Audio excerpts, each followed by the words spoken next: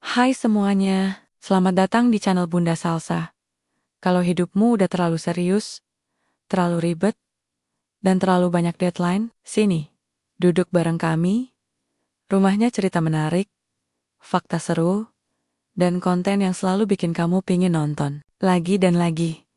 Di sini, kita nggak cuma ngobrol soal satu hal aja. Kadang kita bahas yang lucu, kadang yang bikin mikir, kadang juga yang bisa bikin kamu berkata, kok bisa ya?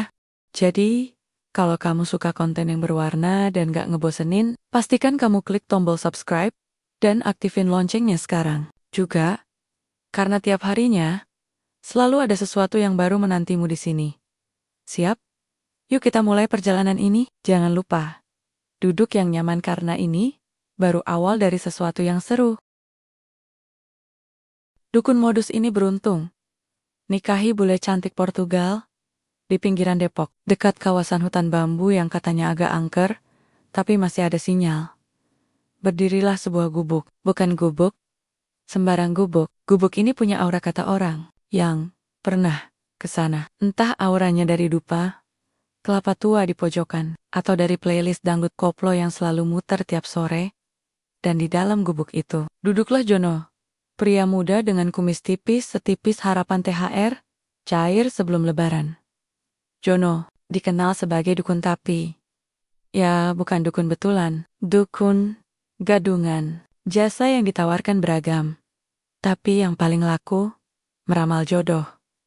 Jono buka praktik bukan karena panggilan leluhur, tapi karena gagal kuliah elektro, kerjaan susah, dan karena dia bisa ngomong meyakinkan sambil garuk-garuk perut. Kombinasi itu. Ajaib orang percaya dia punya ilmu. Apalagi kalau pasiennya perempuan. Jono suka modus. Dan hari itu, datanglah pasien baru. Luna.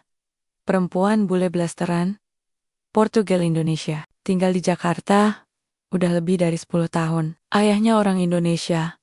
Mantan tentara yang sekarang punya pabrik plastik. Ibunya, orang Portugal. Udah lama balik kampung, karena nggak kuat panas Jakarta. Luna datang pakai baju putih ketat, celana jeans tinggi, dan muka kebingungan. Dandanannya rapi.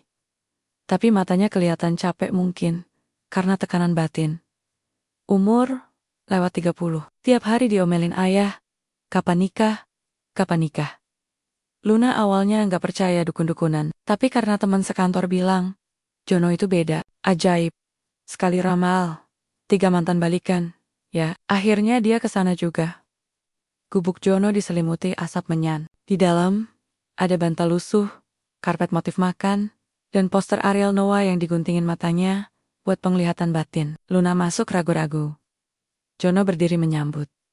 Gaya dibuat-buat, suara diturunin setengah oktav. Selamat datang putri, yang tersesat jodohnya. Luna kaget. Hah? Saya bisa meramal masa depan. Tapi sebelum itu, duduk dulu, jangan tegang. Nanti, aura jodohmu nggak bisa saya baca. Luna duduk. Jono mendekat, senyumnya lebar. Matanya menyipit, enggaknya. Pelan-pelan mengelus pipi Luna. Wajahmu ini, putih, bersih, seputih baskom pabrik ayahmu. Maksud saya, seputih cahaya cinta yang belum tersentuh.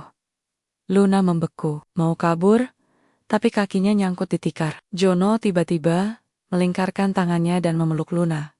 Tenang, ini bagian dari ritual pemanggilan. Jodoh, pelukan ini, untuk menyelaraskan getaran batin. Luna makin bingung. Beneran ini? Saya nggak main-main. Kalau ini nggak berhasil, saya siap direbus pakai santan. Luna nggak ngerti lagi. Antara takut, geli, atau pasrah. Tapi dia nggak teriak, nggak juga marah. Karena entah kenapa, ada sisi dari Jono yang absurd tapi menghibur. Kayak nonton sinetron jelek tapi nggak bisa berhenti. Setelah sesi ritual, Jono minta Luna balik lagi minggu depan. Jodoh itu kayak martabak manis. Nggak bisa sekali aduk, harus pelan-pelan, sabar, baru enak. Luna, yang tadinya ogah-ogahan, malah setuju. Mungkin karena penasaran, mungkin juga karena dia belum pernah dipeluk. Sambil dibilang aura jodohnya butuh penguatan spiritual.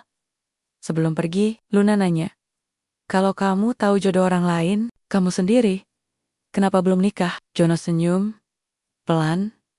Karena saya masih nunggu pasien yang bisa bikin saya berhenti pura-pura. Luna diam, lalu pergi. Naik motornya, meninggalkan jejak ban di jalan tanah. Dan Jono, dia berdiri di depan gubuknya, mengelus kumis tipisnya, dan berkata pelan, "Bule satu ini, aroundnya beda, entah jodoh, entah cobaan. Yang jelas, saya suka." Di dalam gubuk, asap menyan masih mengepul.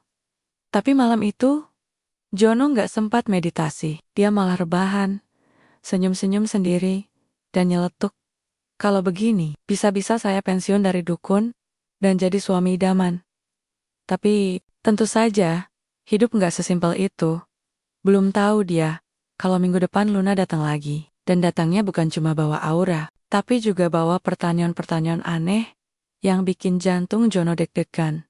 Minggu berikutnya, tepat pukul 3 sore, suara motor matik berhenti di depan gubuk Jono. Asap dupa belum sempat menyebar merata, tapi Jono sudah berdiri siap. Di depan pintu, kali ini dia pakai ikat kepala lebih tinggi sedikit, biar terkesan lebih resmi. Kumisnya disisir ke arah barat daya, katanya mengikuti arah energi semesta. Luna turun dari motor, dengan langkah ragu, pakai dress putih lengan, panjang yang ngepas badan, tas kecilnya digantung di bahu. Dan wajahnya seperti biasa. Cantik, tapi gelisah. Bukan karena takut jin, tapi karena masih bingung. Kenapa dia balik lagi ke sini? Jono pura-pura kaget. "Wah, aura kamu hari ini torang banget. Pasti habis cuci muka pakai air wudhu ya?" Luna nyengir kecil. "Air galon. Biasa." Mereka duduk di atas tikar makan. Jono mulai buka sesi konsultasi. Tapi kali ini dia bawa properti baru. Bola kristal palsu dari mainan anak-anak. Kita akan pakai metode baru. Lebih dalam, lebih menyatu. Tapi tenang, tetap halal. Luna menatap bola itu lama. Ini, ada stiker Doraemonnya. Itu, itu jimat, simbol kesetiaan dan keberanian. Jono mulai komet-kemet, pakai bahasa yang entah dari mana. Tangannya meliang-leyeng di atas kepala Luna. Lalu, pelan-pelan dia menempelkan telapak tangan ke dahi Luna. Saya bisa melihat. Ada bayangan laki-laki, tinggi, berkumis tipis. Agak mirip saya. Luna melotot. "Jangan-jangan kamu yang kamu lihat? Saya cuma penerjemah alam semesta. Kalau semesta suka saya, masa saya nolak?" Luna geleng-geleng, tapi tetap duduk manis. Ada rasa penasaran yang sulit dijelaskan. Apakah ini dukun beneran, atau cuma cowok gabut yang jago ngomong? Jono lalu berdiri, meraih kain hitam, dan melilitkan ke pundaknya. "Sekarang, kita masuk sesi penyelarasan energi. Kamu harus tutup mata. Jangan ngintip." Luna memejamkan mata. Jono jalan pelan mengelilinginya. Lalu tiba-tiba, dia duduk persis di belakang Luna, dan pelen-pelen memeluk dari belakang. Luna langsung buka mata. "Hei, tenang. Ini teknik lama dari Nusantara bagian barat. Pelukan ini untuk menghapus trauma jodoh yang tertunda. Kalau begini caranya, saya bisa trauma baru," gerutu Luna. Jono buru-buru melepaskan pelukan, tapi sambil senyum tipis. "Tapi serius, kamu itu auranya beda. Kamu bikin saya deg-degan terus." Luna diam, matanya menatap lantai. Ada jeda panjang sebelum dia ngomong, "Kenapa kamu jadi dukun?" Pertanyaan itu bikin Jono berhenti senyum. Dia menatap dinding sebentar, lalu menarik napas. Karena jadi teknisi listrik nggak laku, jadi ojek ditolak, bawa mobil mabok darat, jadi admin kantor disuruh potong rambut. Terakhir, saya buka jasa dukun. Karena satu-satunya yang saya punya. Tinggal suara berat, tatapan tajam, dan karisma dadakan. Luna ketawa pelan. "Karisma dari mana?" "Kumis aja ketipisan. Tapi, bisa nyangkut di hati loh." Jono berdiri, berjalan ke meja kayu kecil, dan membuka toples. Di dalamnya, ada beberapa benda aneh: sabun hotel, kancing baju, potongan foto mantan pasien. "Kamu ada barang mantan? Kita bisa pakai buat ritual pembersihan." Luna geleng. "Nggak ada. Udah dibuang semua. Termasuk cowoknya." "Wah, berarti kamu kosong. Itu bagus. Kosong itu seperti gelas. bisa diisi. Jono menghampiri Luna lagi. Kali ini, duduk lebih dekat. Kalau kamu kosong, biar saya isi. Hatimu maksudnya. Luna dorong bahu Jono sambil ketawa. Kamu ini niat bantuin? Atau modus sih? Kalau dua-duanya, boleh. Luna berdiri, mengambil tasnya. Udah, minggu depan aku kesini lagi. Tapi jangan pegang-pegang. Oke, saya ganti metode. Minggu depan kita pakai media bayangan lilin. Asal bukan bayangan kamu pas ganti baju ya. It's a bonus. Kata Jono, sambil kedip satu mata. Luna keluar dari gubuk, sambil senyum-senyum. Dia sendiri, heran. Kenapa nggak ada rasa takut, meski barusan dipeluk sama pria aneh, di dalam gubuk gelap. Mungkin karena Jono beda. Aneh, tapi jujur, nyebelin, tapi bikin nyaman. Di dalam gubuk, Jono berdiri menghadap cermin kecil. Dia kumis tipisnya, dan berkata pada diri sendiri. Kalau ini bukan cinta, berarti saya betulan punya indera keenam. Pukul 4 sore, awan di atas Depok sudah mulai gelap. Bukan karena hujan, tapi karena kabut dari pembakaran sampah warga. Di tengah-tengah udara setengah beracun itu, suara motor matik Luna lagi-lagi terdengar dari kejauhan. Jono sudah siap. Sejak siang, tikar dibersihkan, dupa diganti aroma stroberi, dan hari ini, dia nyalain 3 lilin.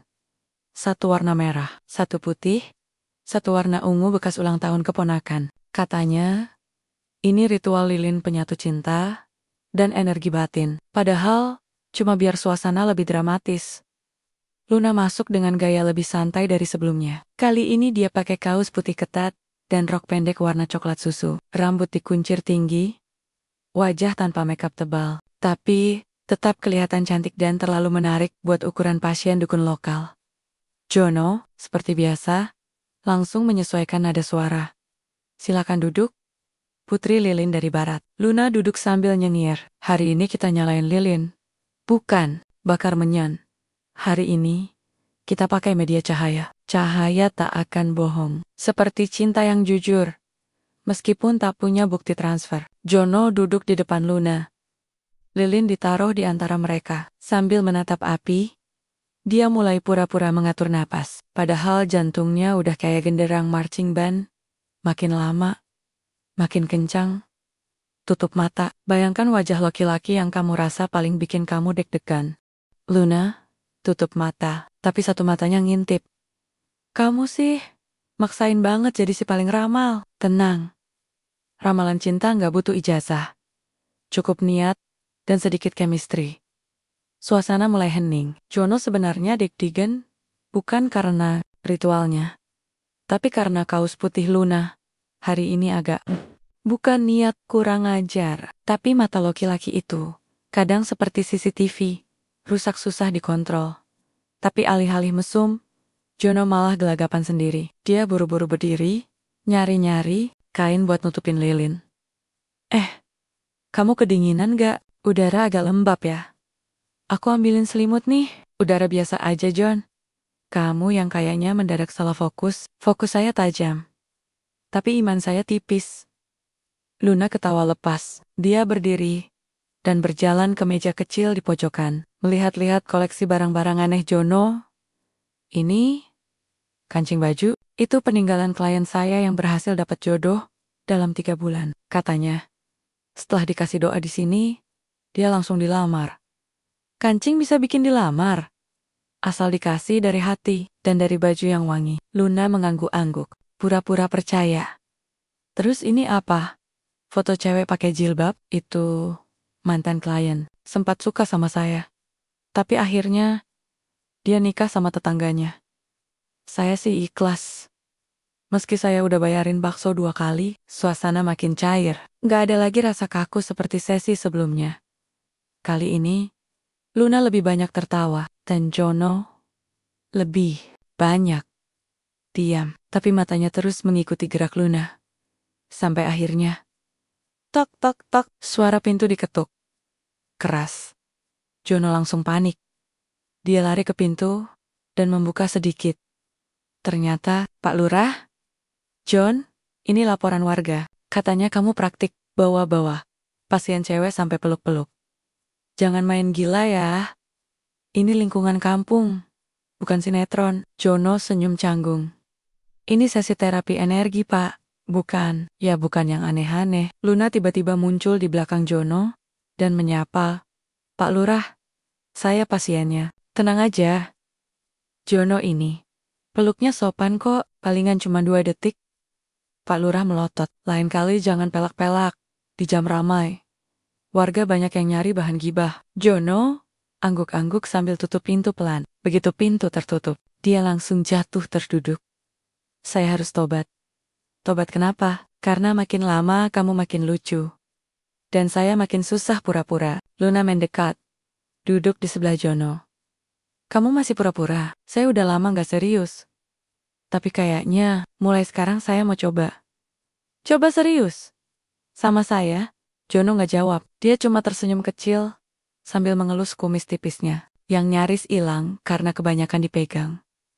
Mungkin saya gak bisa beneran ramal jodoh orang lain. Tapi kalau soal hati sendiri, saya pengen nyoba nebak satu hal. Apa? Kalau saya beruntung, kamu gak bakal pergi. Luna diam. Tatapannya lembut. Tidak ada tawa. Tidak ada sarkasme. Hanya satu kalimat pelan keluar dari bibirnya. Coba aja tebak. Siapa tahu kamu bener. Hari Minggu siang, Jono bangun lebih pagi dari biasanya. Dia biasanya baru buka mata jam 10 lewat dikit. Tapi hari ini, jam 7 udah duduk, bersila di depan cermin, sambil menyisir kumis serius Benget. Seolah-olah itu kumis bisa tumbuh 5 mm, hanya karena disisir pakai niat. Alasannya sederhana. Hari ini, Luna ngajak Jono ketemu teman-temannya di Cafe Hits, daerah Kemang. Iya, tempat di mana kopi disajikan dalam gelas kecil, tapi harganya bisa bikin dukun kehilangan arah hidup. Jono, yang biasa pakai sarung dan baju hitam lengan panjang bertuliskan Dewa Jodoh, kini nekat pakai kemeja putih, celana, jeans, dan ini yang luar biasa parfum dari minimarket yang semprotannya bikin mata perih. Dia berdiri di depan rumah, nunggu dijemput Luna, yang katanya udah di jalan dari jam 9. Tapi jam 9 lewat 20, baru datang. Ya, bule yang udah kebiasaan tinggal di Jakarta, juga bisa kena budaya ngaret. Mobil Luna berhenti di depan. Jono masuk sambil agak kaku. Aku kayaknya mirip manajer boyband gak sih?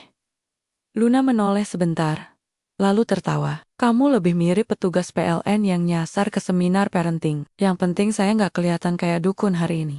Iya, sih. Tapi, kumis tetap gak bisa diselamatkan. Mereka tiba di kafe, dan langsung disambut 2 orang cewek dan 1 cowok. Semuanya teman kantor Luna. Pakaiannya rapi, parfumnya mahal, dan cara ngomongnya pakai campuran Inggris Indonesia yang bikin kuping Jono gatal. So, this is Jono ya? You're the one who does that, ... Spiritual consulting, tanya cewek berjaket denim. Iya, saya dukun. Tapi freelance, jawab Jono dengan senyum setengah percaya diri. Teman-teman Luna saling pandang. Dukun? Serius? Tanya cowok yang rambutnya belah tengah, dan celananya sempit banget. Dukun modern. Saya nggak mainin santet. Saya lebih ke ARAH guidance relationship based on inner aura and alignment chakra. Luna meloda. Kamu baru ngomong kayak gitu sekarang. Saya harus tampil keren di depan teman kamu. Masa mau bilang saya ngolesin minyak gosok sambil tiup lilin? Suasana jadi canggung sebentar. Tapi Jono sigap. Dia langsung buka cerita soal posien-posien absurd yang pernah datang ke tempatnya. Ada yang nyari jodoh sambil bawa foto sapi. Ada yang minta ramalan kapan utang lunas, padahal baru pinjam kemarin. Luna tertawa. Teman-temannya juga ikut ketawa, meski masih agak ragu-ragu. Mereka mulai menerima keberadaan Jono yang nyeleneh. Tapi jujur, setelah makan dan ngobrol ngalor ngidul, Luna ngajak Jono jalan kaki ke taman kecil di belakang kafe. Tadi kamu beneran keren loh, aku pikir kamu bakal malu-malu. Saya malu, tapi malu yang dibungkus percaya diri. Kayak gorengan isi bihun. Luna menatap Jono lama. Kamu tahu nggak? Sejak pertama kali aku ke tempat kamu, aku selalu pulang dengan kepala makin bingung. Karena saya terlalu dalam? Enggak. Karena kamu terlalu ngawur. Jono tertawa. Tapi tetap datang lagi. Iya. Karena aku pengen tahu Kamu ini beneran gila? Atau cuma terlalu jujur? Mereka duduk di bangku taman. Angin sore berhembus pelan. Jono diam sebentar, lalu menatap langit. Saya ini gak punya ijazah tinggi, gak punya gelar, punya tempat kecil, dupa murahan, dan kumis yang belum tentu bikin orang percaya. Tapi kamu punya hati. Sela Luna. Hati saya sering dipermainkan sama orang. Makanya sekarang saya lebih sering pura-pura gak peduli. Tapi sama kamu, saya pengen berhenti pura-pura. Luna terdiam. Di balik wajah santainya, ada gejolak kecil yang gak bisa diucapkan. Dia tahu, Jono bukan tipe ideal yang selama ini dia bayangkan. Tapi dari semua pria yang pernah dia temui, cuma Jono yang selalu membuatnya pulang dengan rasa hangat di dada, meski kadang disertai bau menyan di rambut.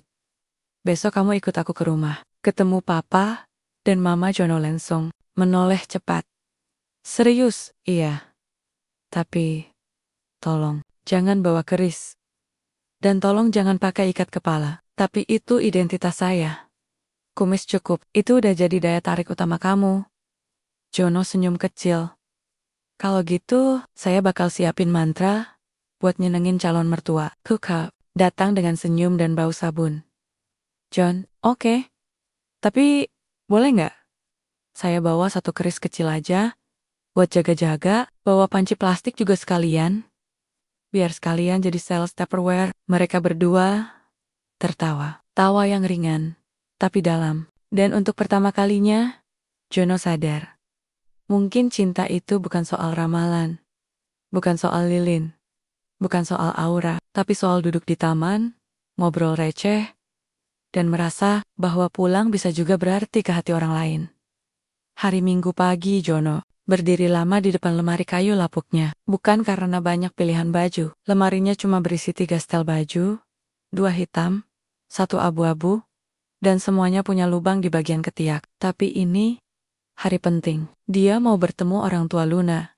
Setelah 10 menit mempertimbangkan serius, dia memilih baju hitam paling baru yang sobeknya paling kecil. Lalu dia berdiri di depan cermin sambil menapak-napak pipi. Jono, ini bukan dukun panggilan. Ini panggilan hati. 1 keris kecil dia selipkan di balik sabuk. Katanya buat jaga-jaga, bukan buat santet. Cuma, siapa tahu orang tua Luna butuh dibersihkan auranya. Setibanya di depan rumah Luna, Jono nyaris batal turun dari ojek. Rumahnya 2 tingkat, cat putih bersih, pagar besi, dan ada tanaman hias yang terawat rapi. Jono langsung grogi. Ini beda sama pasiennya yang biasa tinggal di kontrakan sempit, dan percaya nasi basi bisa jadi penangkal jomblo. Luna keluar sambil senyum. Tenang aja, mereka orangnya ramah. Kalau mereka punya kamera CCTV, saya udah kena nilai minus dari tadi. Gumam Jono. Luna menepuk pundaknya. Yang penting jangan ngomong soal keris, jin, atau pasien-pasienmu dulu. Ngerti kan? Ngerti. Saya bakal berakting seperti orang normal. Begitu masuk, Jono langsung berhadapan dengan 2 sosok yang bikin keringat dinginnya keluar. Luna, Pak Arman, tinggi, rambut putih tipis, ekspresi dingin. Ibunya, Bu Sari, tampak lebih ramah. Tapi tetap menatap Jono dengan tatapan ini anak siapa. Ini Jono, Pak? Teman Luna.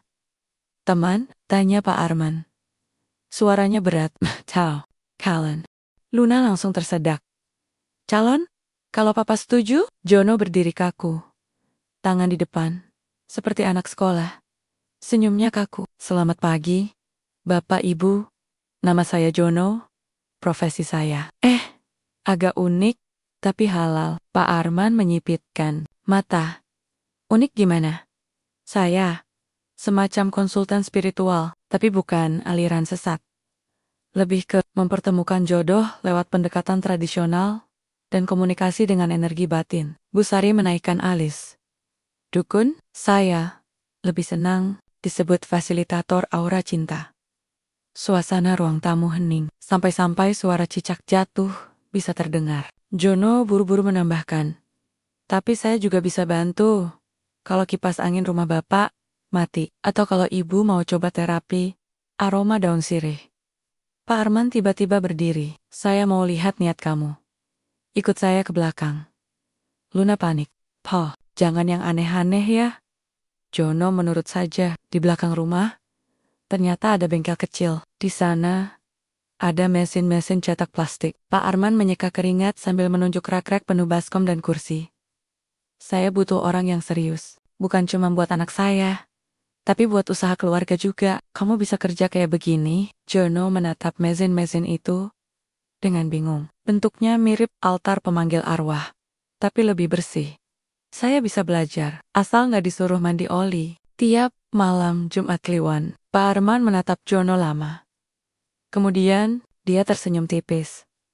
"Jawabanmu aneh, tapi jujur, saya suka yang begitu." Kembali ke ruang tamu, Bu Sari menyodorkan teh dan kue. Tapi Jono gemetar begitu melihat bentuk kue semprit itu, mirip simbol-simbol yang biasa dia pakai buat ritual. Dia tetap makan, dengan penuh iman. Saat jam makan siang, meja penuh hidangan, ayam panggang, sambal terasi, lalapan. Jono nyaris menangis bahagia. Tapi cobaan datang saat Luna keluar dari kamar dengan dress putih ketat. Dress andalannya, Jono langsung salah fokus. Sendok jatuh, sambal nyiprat ke lengan. "Kenapa, Jan?" tanya Luna polos. "Saya melihat cahaya, tapi bukan dari dunia ini." Pak Arman melotot. "Apa maksudmu?" "Maksud saya, aura Luna terang sekali, Pak. Pakaian putih seperti itu memancarkan kesucian dan ketegasan." Bu Sari tertawa. Dia memang suka pakai putih. Dari kecil, Jono lega. Dia berhasil selamat dari bahaya. Sampai akhirnya, dari kantong bajunya, keris kecil terjatuh ke lantai. Suara logamnya nyaring. Semua mata menatapnya, termasuk seekor kucing tetangga yang kebetulan lewat jendela itu. "Buat buka tutup galon, Pak?" jawab Jono buru-buru. "Fungsional, bukan mistis." Pak Arman menghela napas, lalu tertawa. "Kamu aneh, Jono. Tapi saya bisa lihat satu hal dari kamu." "Apa itu, Pak?" "Kamu benar-benar sayang sama anak saya, meskipun kamu bawa keris buat ketemu mertua." Luna menutup wajah sambil malu. Malam harinya, saat sudah pulang ke gubuknya, Jono menatap langit. Dia menyalakan dupa kecil. Bukan buat ritual, tapi buat mengusir nyamuk. Lalu dia tersenyum. Ternyata jodoh nggak perlu dimantrain. Cukup dijemput pakai niat dan sedikit keberanian. Bawa keris ke rumah orang tua. 2 minggu setelah kunjungan bersejarah ke rumah Luna, hidup Jono berubah total. Gubuknya yang dulu sunyi, sekarang ramai oleh suara mesin cetak plastik. Bukan karena dia pindah rumah, tapi karena Pak Arman mengangkatnya sebagai magang tetap. Di pabrik plastik keluarga, Jono datang setiap hari pukul 8 pagi. Bajunya tetap hitam-hitam. Tapi sekarang, ada lencana kecil bertuliskan asisten produksi. Dia bangga sekali. Meskipun belum tahu bedanya antara biji plastik dan merica, hari pertama kerja, Jono disambut mandor pabrik bernama Pak Maman. Tubuh gempal, suara besar, dan tatapan yang selalu curiga. "Kamu nih calon mantu bos ya?" "Iya, Pak. Tapi saya juga pekerja keras."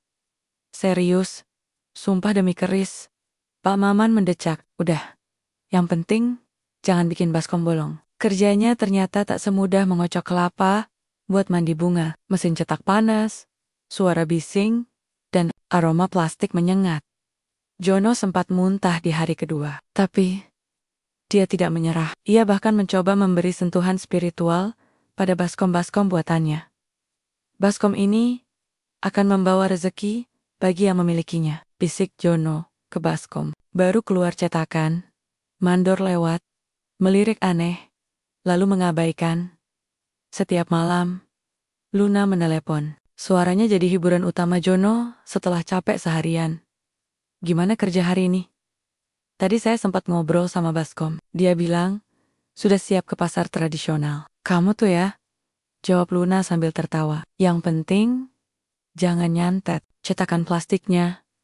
Hubungan mereka makin dekat. Tapi ada satu hal yang masih mengganjal. Jono belum benar-benar melepas profesi lamanya sebagai dukun gadungan. Beberapa pasien tetap datang ke gubuknya malam-malam, minta dibacakan nasib lewat bayangan lilin. Jono terpaksa melayani secara diam-diam. Tapi kali ini dia lebih selektif. Gak ada pelukan. Gak ada eles-eles profesional. Suatu malam, saat dia sedang menuang teh ke dalam gelas untuk pasien ibu-ibu yang pengen cepat dapat menantu, Luna datang tanpa kabar. Dia berdiri di pintu gubuk, melihat Jono duduk bersila dengan lilin, dupa, dan keris kecil di meja. Jadi kamu masih buka praktik? Ini bukan praktik. Ini bimbingan konseling spiritual. Jawab Jono panik. Jono tahu dia kena batunya, tapi Luna malah tertawa. Ya udah, habisin dulu tuh konsultasi, tapi mulai besok. Kamu harus pilih. Setelah pasien pulang dengan segelas teh manis dan secari kertas berisi doa pembuka jodoh, Jono duduk bersama Luna di bel-bel bambu.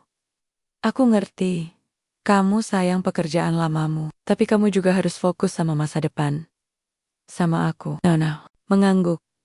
Iya, aku pilih kamu. Aku nggak akan ramal-ramal lagi.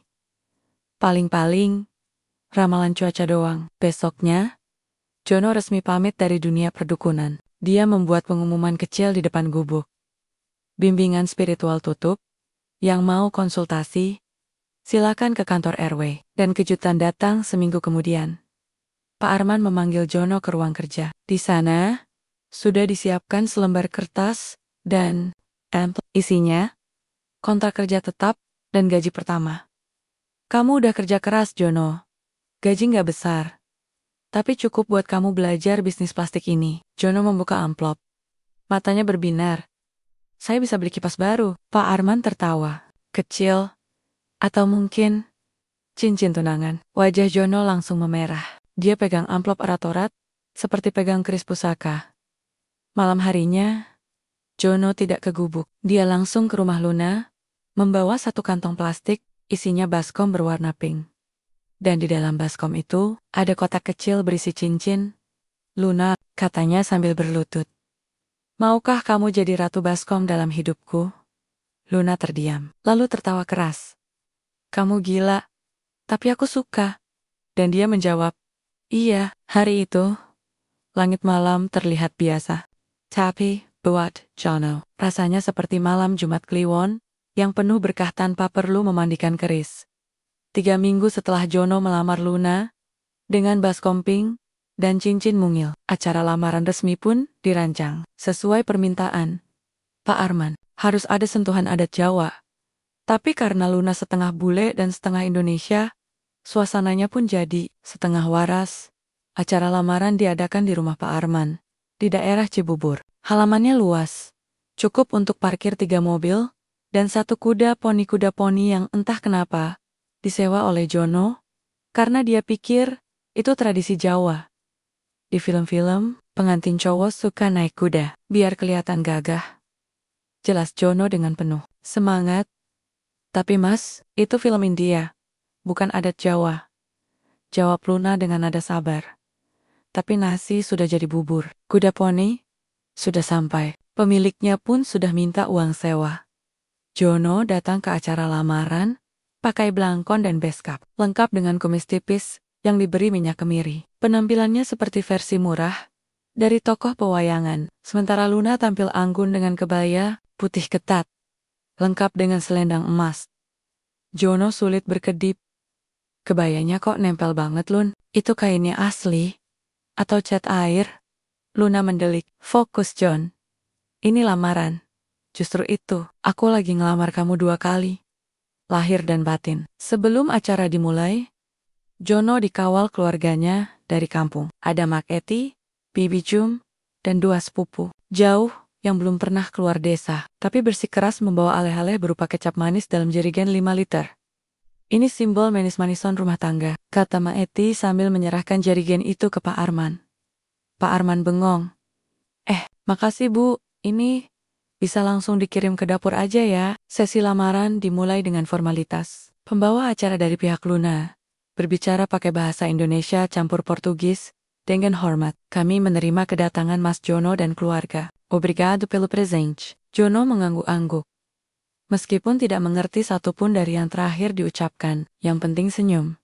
Setelah pidato, masuklah sesi tukar cincin. Tapi cincin milik Luna nyangkut di jari Jono. Karena terlalu sempit, John. Itu bukan cincin. Itu udah kayak mur baut kejebak, bisik Luna sambil cekikikan. Akhirnya dibantu minyak goreng untuk melepaskan. Tiba-tiba, ada suara keras dari dapur. Hahaha. Semua orang kaget. Ternyata sepupu Jono salah masuk ruang penyimpanan wine. Dia pikir itu minuman jamu dan sudah meneguk satu botol. Panas di perut, tapi segar di hati, teriaknya. Sempoyongan. Acara lamaran sempat terhenti karena semua keluarga panik. Tapi setelah diberi teh hangat, sepupu Jono hanya tertidur dengan senyum puas. Luna tertawa geli melihat kekacauan kecil itu. Buatnya, ini bukan lamaran sempurna, tapi justru karena ketidaksempurnaan itulah dia makin yakin. Jono memang tidak datang dari keluarga terpandang, tapi datang dengan niat baik, ketulusan, dan kecap 5 liter. Di tengah acara, Jono menarik Luna sebentar ke halaman belakang. Lun, aku tahu kamu bule. Kamu punya standar tinggi. Tapi aku mau tanya sesuatu? Kamu yakin? Luna menatap wajah Jono yang berkeringat, dan lehernya masih dililit kain udeng yang terlalu ketat. Aku yakin, karena di dunia ini, cuma kamu yang bisa bikin aku ketawa tiap hari. Bahkan, pas aku lagi pengen marah. Jadi, kita gas. Tapi bukan naik kuda poni ya. Cukup motor bebek aja, lamaran. Selesai. Semua orang pulang dengan perasaan puas. Kuda poni juga akhirnya dibawa pulang oleh pemiliknya. Setelah sempat diminta foto bareng oleh 3 tante Luna, yang mengira itu bagian dari dekorasi. Malam itu, Jono duduk di Velbel Romania. Dia pandangi langit sambil memegang tangan Luna. Besok, kita siapin nikahan ya.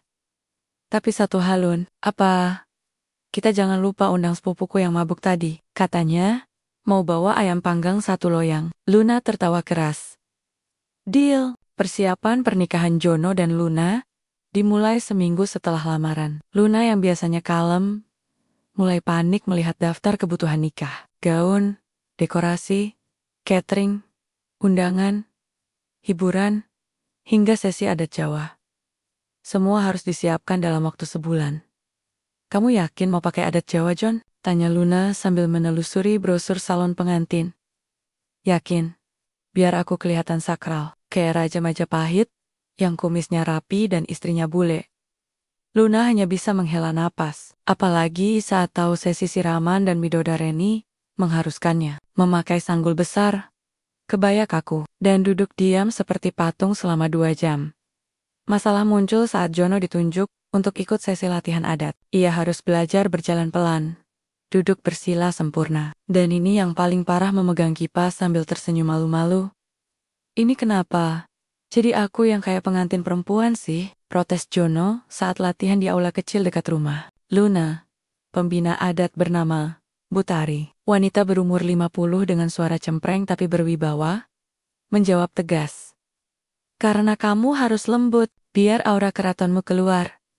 Bu, saya ini aura warteg, bukan aura keraton. Tapi tak ada ampun, Jono disuruh ulang latihan jalan pelan, sampai 5 kali. Di sesi terakhir, dia malah jatuh, karena sandal selopnya kelonggaran. Saya butuh sepatu dinas, Bu. Bukan sandal begini, katanya sambil mengelus kakinya yang memerah. Sementara Luna juga punya perjuangan sendiri. Dia disuruh latihan, duduk bersimpuh selama 1 jam. Awalnya oke, tapi 15 menit kemudian, dia sudah mulai miring ke kiri. John, ini bukan latihan. Ini penyiksaan, bisik Luna saat mereka istirahat. Kamu kuat, kamu kan setengah Indonesia, jawab Jono, sambil mengipas Luna pakai brosur. Masalah tidak berhenti di situ. Pihak keluarga Luna memesan dekorasi modern, bernuansa putih keemasan. Sementara keluarga Jono ngotot pakai tema wayang kulit, lengkap dengan pohon pisang dan gamelan. Akhirnya disepakati. Separuh panggung gaya bule minimalis, separuh lagi dihias seperti pentas ludruk. Luna sempat stres. Aku takut orang-orang bingung ini, nikahan atau acara 17-an, enggak apa-apa. Justru unik, pengantin beda budaya, dekor juga beda rasa. Tapi yang paling menguji mental adalah saat sesi latihan ijab kabul. Jono disuruh baca teks pendek. Saya terima nikahnya Luna binti Arman dengan mas kawin tersebut. Tunai. Tapi entah kenapa, Jono selalu salah. Saya terima nikahnya Luna binti Arman dengan mas kawin berupa... Baskom? Semua orang tertawa. Pak Arman geling-geling kepala. Kamu jangan bercanda terus, John. Saya serius, Pak. Itu... refleks. Luna makin yakin. Hidup bersama Jono tidak akan pernah membosankan. Bahkan saat latihan ijab kabul pun bisa jadi komedi. Puncaknya, 2 hari sebelum hari-hari, Jono nekat mencoba gaya rambut baru. Belah tengah ala Syahrini. Dia bilang ingin tampil beda di hari pernikahan. Supaya Luna makin cinta. Ini namanya inovasi. Luna, sampai hampir batalkan rias pengantin. John, kamu nikah. Bukan audisi boyband Korea. Akhirnya, Jono pasrah. Dia kembali ke gaya klasik. Rambut klimis disisir rapi, kumis tipis disikat, dan ikat kepala hitam andalan.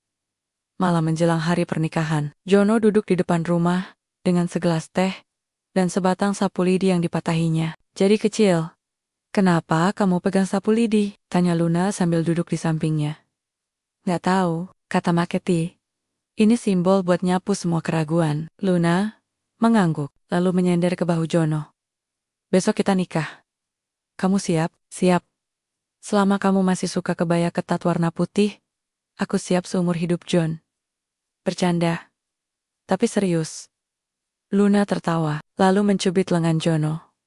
Malam itu tenang, tak ada suara gamelan, tak ada tangisan ibu-ibu, hanya 2 calon pengantin yang siap menikah. Dengan segala keanehan dan kekacauan yang mereka miliki, hari itu akhirnya datang. Pagi buta, rumah Luna sudah ramai. Ibu-ibu, tetangga berdatangan.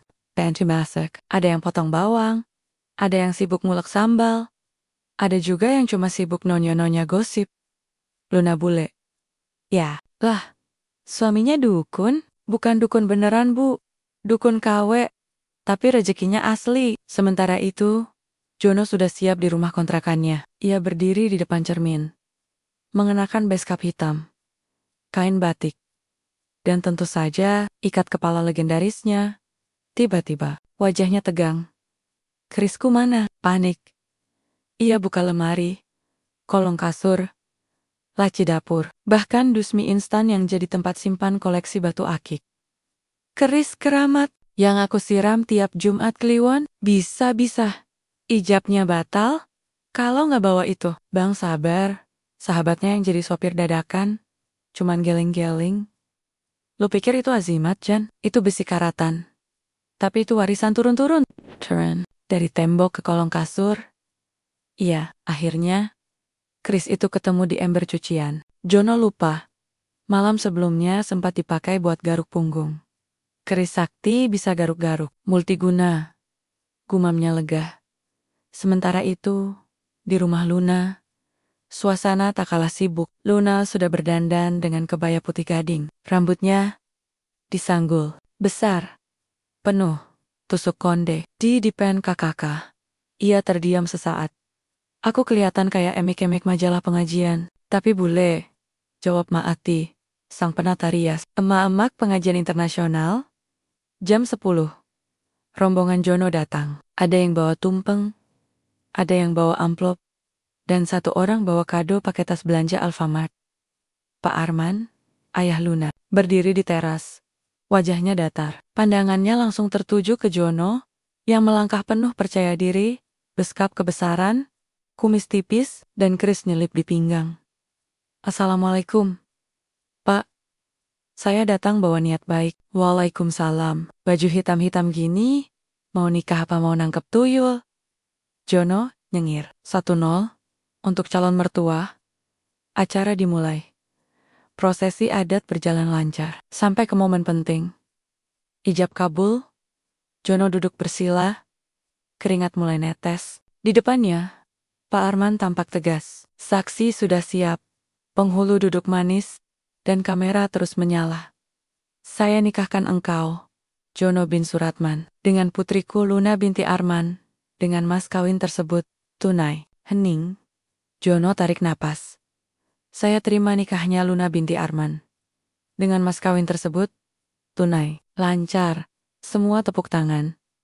Luna di dalam ruangan nyaris menangis, tapi belum selesai. Saat acara sungkeman, Jono mendekat ke Pak Arman. Ia bersimpuh, lalu menyentuh tangan calon mertuanya. Saya mohon doa restu, Pak. Saya akan jaga Luna dengan keris ini. Dan kerisnya lepas, nyemplung ke kolam hias di samping pelaminan. John? Luna setengah menjerit. Kerisnya renang sayang. Semua tamu tertawa. Anak-anak kecil malah mendekat ke kolam. Lihat keris yang mengapung, seperti daun lontar. Pak Arman mencoba tetap tenang. Kamu yakin bisa jaga Luna? Kalau nggak yakin Pak, saya nggak bakal bawa keris dari kecil. Itu keris buat garuk punggung. Ya. Jono senyum malu. 2-0 untuk calon mertua. Setelah acara sungkeman, mereka naik ke pelaminan. Fotografer minta pose formal dulu, lalu pose candid, lalu pose tatapan penuh cinta. Jono menatap Luna serius. Tatapan cinta, John. Bukan tatapan takut keris hilang lagi. Bisik fotografer. Jono langsung cengar-cengir. Tiba-tiba datang sepupu. Jauh dari pihak Jono, si Jackie. Dandanannya nyentrik. Jaket kulit di tengah panas, celana ketat, dan rambut dicat ungu. Sorry telat. Gue habis show di Karawang. Show apaan? Nyanyi dangdut. Gue viral di TikTok sekarang. Dia foto di pelaminan, nyelip di antara Jono dan Luna. Buat konten, ya, biar cepet FYP. Pak Arman langsung jalan ke arah pintu keluar. 3-0. Di balik segala kekacauan itu, hari itu tetap jadi hari paling indah bagi Jono dan Luna. Meski keris jatuh, sandal copot, dan sepupu sok selebgram muncul, mereka akhirnya sah jadi suami istri. Malam, harinya, saat mereka sudah pulang ke rumah, Jono duduk di ranjang sambil pegang keris yang masih basah. Keris ini saksi cinta kita.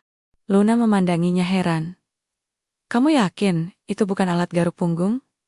Mau dicoba? Coba gigit bantal aja dulu. Dan malam itu, tak ada keris sakti, tak ada ramalan jodoh. Hanya 2 orang yang dulu bertemu di gubuk pinggir hutan. Kini, duduk di satu ranjang, berbagi tawa.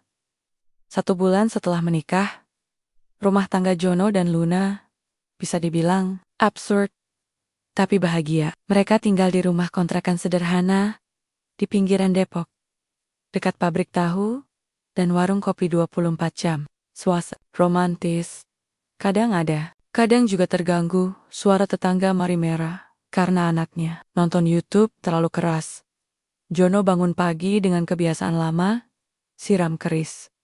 Sayang, ini keris mau dimandikan dulu. Masih punya hawa sakral. Luna duduk di meja makan. Masih pakai daster putih ketat kesukaannya. Lagi ngaduk oatmeal dengan ekspresi kosong. Kalau keris sakti bisa nyuci piring. Aku baru percaya, katanya tanpa menoleh. Bisa dong, asal ada sabun colek. Setelah menikah, kehidupan Jono berubah drastis. Ia bukan lagi dukun KW yang ngeramal jodoh di gubuk bambu. Luna menuntut satu hal. Kerja beneran, bukan tipu-tipu pasien yang datang karena cinta bertepuk sebelah tangan. Papa, pengen kamu nerusin bisnis keluarga John. Pabrik plastik warisan di Cikarang. Jangan bilang, kamu mau jadi dukun selamanya. Jono sempat mikir. Tapi sayang, aku ini spesialis aura jodoh. Kalau bisa ngejual baskom plastik sebanyak kamu, ngegombalin pasien, baru aku percaya kamu hebat. Akhirnya, Jono mengalah. Hari pertama ke pabrik plastik milik Pak Arman. Dia datang pakai baju batik, tapi tetap pakai ikat kepala hitam. Pegawai-pegawai di sana pada salaman, bingung harus manggil dia Pak Jono, Bos Jono, atau Mas Dukun. Di ruang rapat, Pak Arman menjelaskan kondisi perusahaan. Ini data penjualan tahun lalu. Turun 5%. Kalau kamu bisa naikkan lagi, aku percaya kamu layak. Jono membuka file Excel di laptop. Matanya langsung juling. Ini kayak Mantera. Tapi bukan buat nyantet, ini buat bikin aku pusing. Itu laporan keuangan, John. Sama aja. Dua-duanya bikin orang gak tidur seminggu. Tapi Jono nggak menyerah. Malam-malam dia belajar bareng Luna. Excel, cara ngitung margin, sampai istilah Return of investment? Ya awalnya dikira nama ilmu gaib dari India. Roy itu bukan ramuan obat intim. Ya, tanya Jono serius. Roy itu duit masuk setelah modal keluar John. Oh jadi kayak main judi, modalin dulu. Untung belakangan. Luna geleng-geleng. Tapi diam-diam kagum, Jono memang lambat. Tapi semangatnya tinggi. Tiap pagi dia ikut meeting dengan divisi produksi.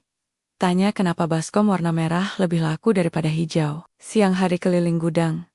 Tanya-tanya soal bahan baku. Sore belajar strategi marketing dari YouTube. Suatu hari, Jono punya ide brilian.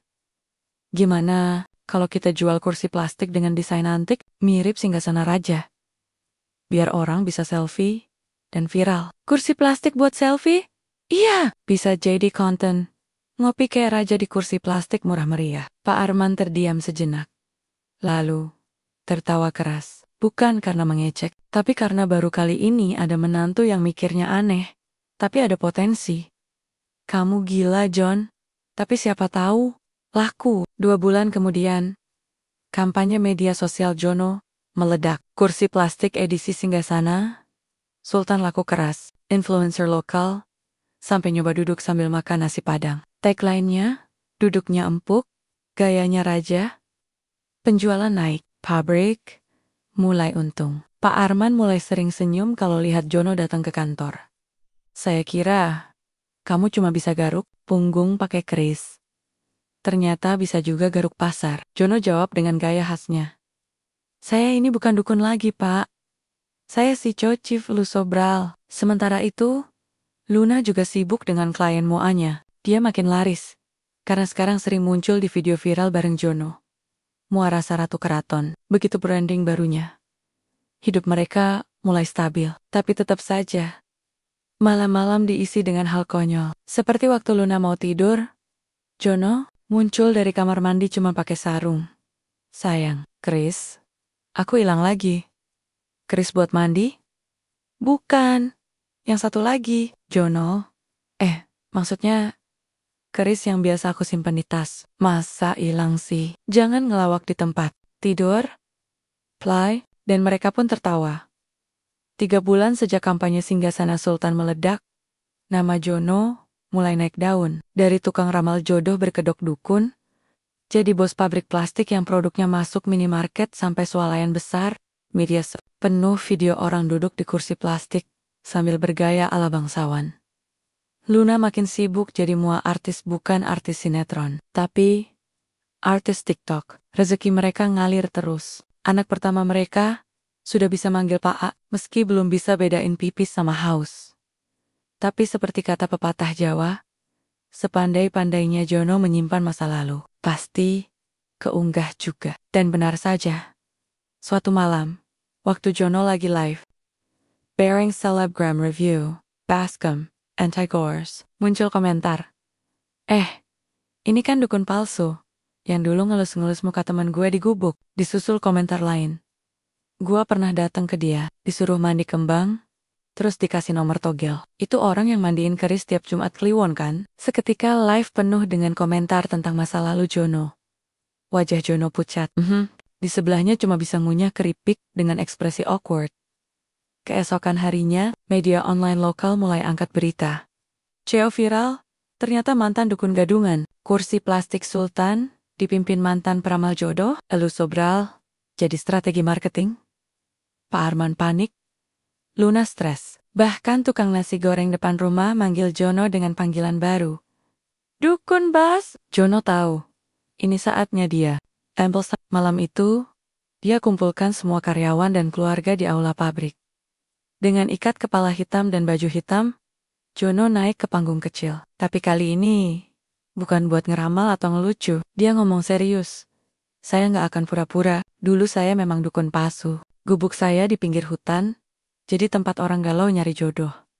Saya nipu, saya gombal, saya modus. Tapi dari situ saya belajar satu hal. Saya belajar bahwa orang datang ke saya bukan butuh mantra. Mereka cuma pengen ditemani, dikasih harapan, dibikin ketawa. Saya belajar bahwa kalau saya bisa bohong buat cari duit, maka saya juga bisa jujur buat cari berkah. Semua hening, bahkan satpam yang biasanya main game di pojok, mendadak berhenti dan ngelap mata. Saya minta maaf, tapi saya juga bangga karena dari semua kebohongan itu, saya ketemu istri saya. Wanita terbaik yang percaya saya bisa jadi lebih baik. Dan sekarang, saya berdiri di sini bukan sebagai dukun, tapi sebagai suami, ayah, dan orang yang belajar dari kesalahan. Tepuk tangan meledak. Pegawai, supplier, sampai kurir yang kebetulan lewat, ikut bertepuk tangan. Keesokan harinya, berita berubah haluan. Dukun jadi cowok, mengaku salah, dan siap bangun ulang reputasi netizen. Setidaknya dia nggak jual batu ginjal. Cuma, batu akik brand Jono malah makin kuat. Produk-produk plastik laku lebih keras dari sebelumnya. Bahkan Jono diminta jadi bintang iklan deterjen. Dulu dia bersihin aura, sekarang bersihin noda. Begitu slogannya. Luna cuman geling-jeling tiap lihat iklan itu lewat di TV. Aku nggak tahu harus bangga atau pengen nyubit kuping kamu. Kalau bisa dua-duanya, aku rela tahan-tahan berlalu. Anak kedua mereka lahir. Rumah pindah ke komplek yang lebih tenang. Gubuk Jono di hutan kini dijadikan spot wisata humor.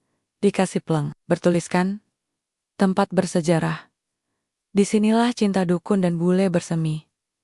Setiap Jumat Kliwon, Jono masih mandiin kerisnya. Bukan karena percaya kekuatan gaib, tapi karena keris itu satu-satunya benda dari masa lalunya yang dia simpan. Ini bukan buat mistik, tapi buat ngingetin aku. Jangan balik, jadi orang lama. Dan Luna, masih dengan daster putih ketat kesukaannya, akan melihat suaminya dari kejauhan. Tersenyum, lalu berkata pelan. Kumis tipisnya masih sama, tapi hatinya sekarang lebih rapi. 3 tahun setelah Jono mengakui masa lalunya, gubuk tua di pinggir hutan itu resmi diresmikan jadi Museum Nasional Cinta Mistis. Jangan salah, bukan museum serem. Isinya bukan keris berdarah atau boneka aneh, tapi lebih ke benda-benda kocak. Dari masa lalu Jono, ada meja kecil yang dulu dipakai Jono buat ngetik mantra. Padahal isinya cuma lirik lagu dangdut. Ada baskom kembang 7 rupa yang ternyata pernah dipakai buat nyuci celana. Dan tentu saja, ada kasur tikar bekas tempat Luna pertama kali dipeluk sambil disuruh ikhlaskan mantan. Hari pembukaan museum itu ramai banget. Datang wartawan, influencer, emak-emak pengajian. Bahkan ada yang nyasar nyangka ini taman bunga. Luna berdiri di samping Jono, pakai blazer putih dengan rok panjang. Jono masih setia dengan ikat kepala hitamnya. Tapi kali ini, bajunya rapi. Kumis tipisnya malah dirawat lebih halus. Ini serius? Tanya Luna pelan, waktu lihat ada poster besar bertuliskan, dari dukun ke Dedi CO. Pameran perjalanan Jono Sastro. Serius banget? Jawab Jono. Biar anak-anak tahu, bapaknya pernah jadi sesuatu. Walaupun memalukan, anak mereka, 2 bocah lucu berumur 5 dan 3 tahun, berlari-larian di sekitar museum sambil main keris plastik. Salah satu pengunjung iseng nanya ke anak sulungnya. Bapak kamu kerja apa sih? Jawabannya polos. Bapak dukun palsu, tapi sekarang jual baskom. Tawa meledak di mana-mana. Jono cuma ngangguk bangga. Setidaknya dia jujur. Kayak bapaknya. Malam harinya, Jono dan Luna duduk di teras rumah mereka yang baru. Rumah 2 lantai, penuh tanaman hias, dan lampu taman yang nyala redup. Kamu gak pernah nyesel? Tanya Luna tiba-tiba. Nyesel apa? Nikahin aku yang awalnya datang ke gubuk kamu karena putus asa.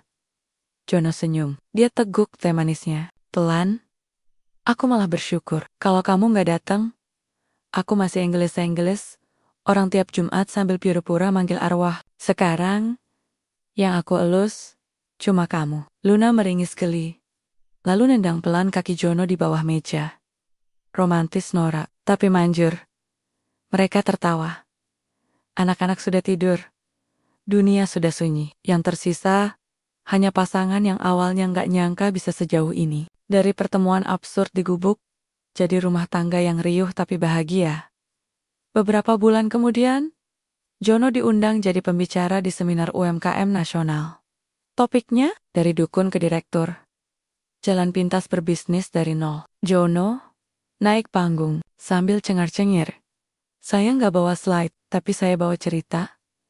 Dulu saya nipu orang buat cari makan. Sekarang saya jujur buat ngajarin orang makan. Sama-sama cari uang. Tapi beda niat. Seluruh aula hening. Bahkan moderator yang tadinya sempat ragu ngundang Jono, mulai manggut-manggut. Saya belajar dari istri saya. Dulu dia datang ke saya karena kepepet.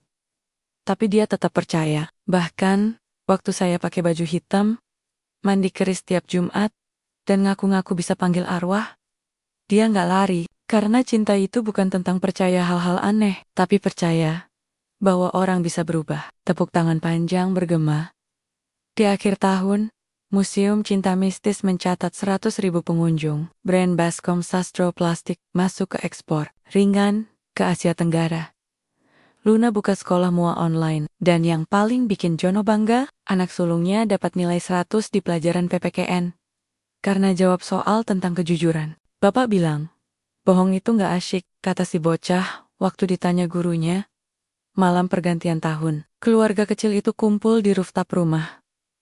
Kembang api meledak di langit Jakarta. Jono berdiri dengan tangan melingkar di pundak Luna. Dulu, aku suka bohong. Sekarang cuma suka sama kamu. Itu kalimat paling manis sepanjang tahun ini. Jawab Luna sambil senyum. Bukan karena romantis? Enggak. Karena kamu nggak minta dipeluk dulu. Mereka tertawa lagi. Anak-anak teriak. Selamat tahun baru. Jono menatap langit, lalu bergumam pelan. Dari dukun gadungan ke suami beneran. Siapa sangka, tamat sempurna dukun modus nikahi. Bule cantik Portugal berakhir sebagai kisah lucu, absurd, tapi penuh makna. Tentang cinta yang muncul dari tempat paling tak terduga. Tentang perubahan. Dan tentu saja, tentang pria muda yang berkedok sebagai dukun modus, yang percaya bahwa semua orang bisa jadi lebih baik. Asal punya orang yang mau percaya duluan.